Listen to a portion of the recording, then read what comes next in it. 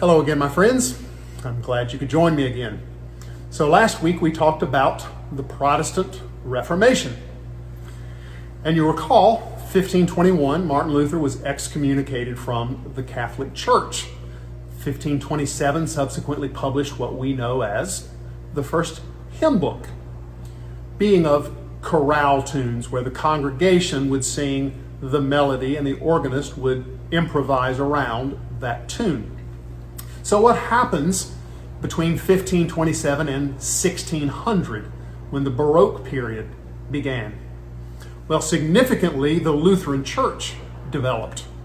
Predominantly in Germany, the Lutheran Church was very similar to the Catholic Church in its service. So if you go even today to a Lutheran church, it's very similar to Mass. However, the doctrine of the Lutheran Church is different in many ways from the Catholic doctrine. So in the 1500s, the latter 1500s, we take this idea of a chorale tune. Last week we used A Mighty Fortress.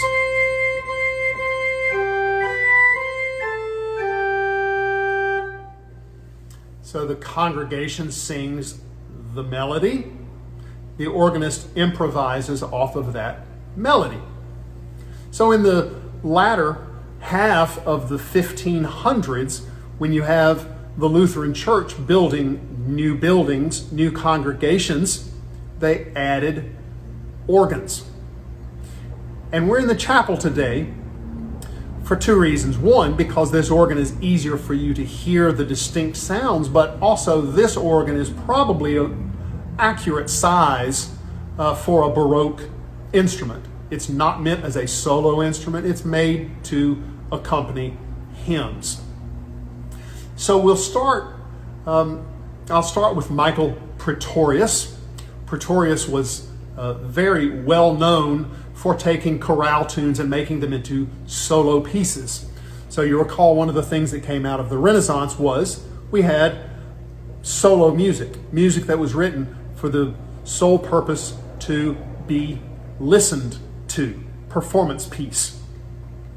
Praetorius wrote a lot of choral music, and when you hear this chorale and his interpretation, you will hear that influence of choral music.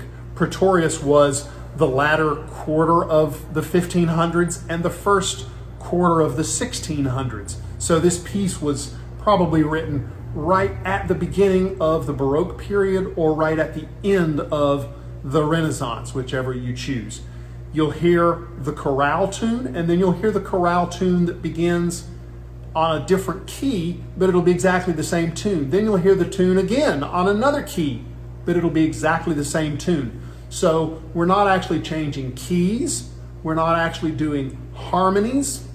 This is closer to actual Gregorian chant than what we know as fugue. So Michael Praetorius, A Mighty Fortress.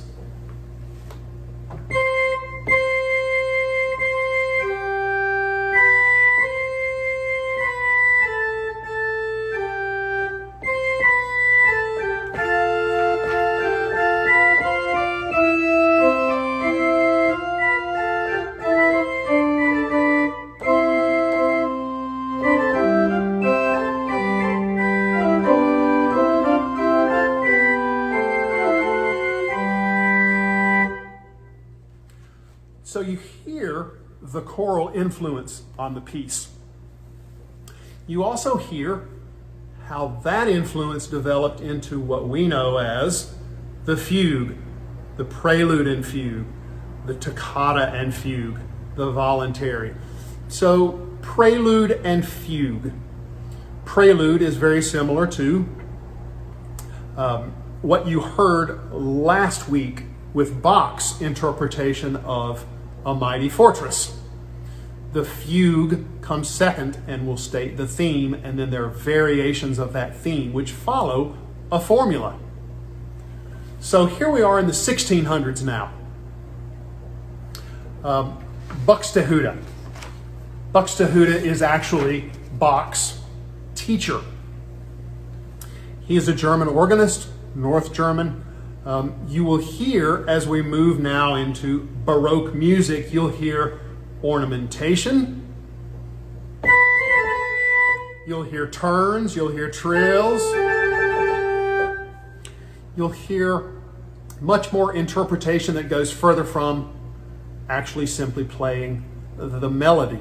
So listen, because it will be difficult to even pick out and decipher the melody. It's so ornamented. Buxtehude.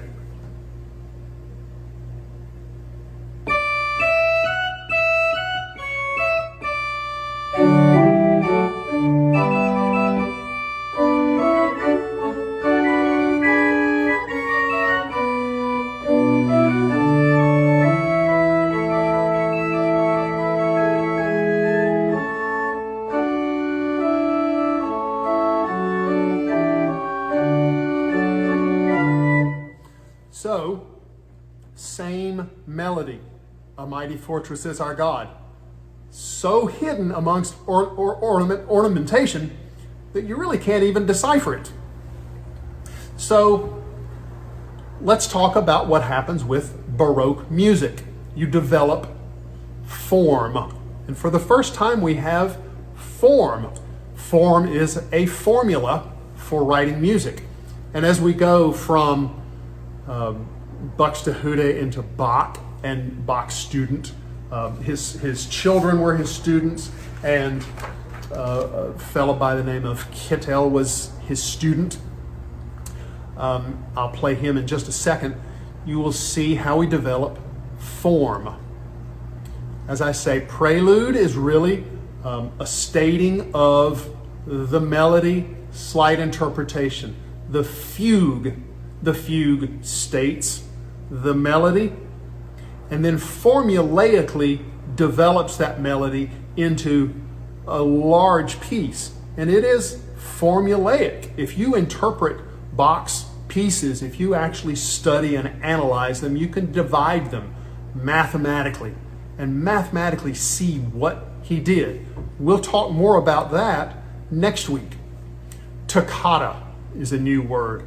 A toccata is a piece that is written down that is supposed to sound as though it is being improvised.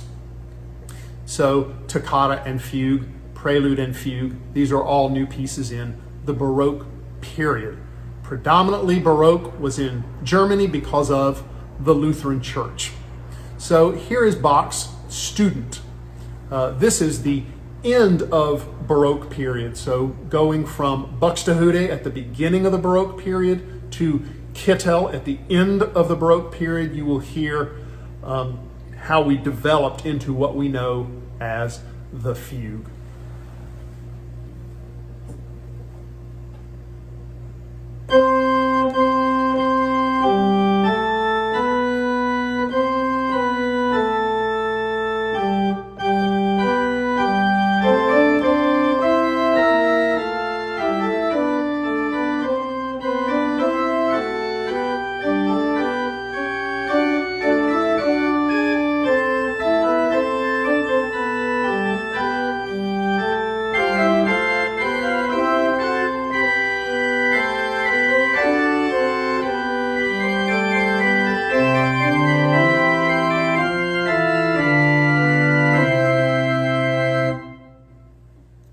So more next week on Bach.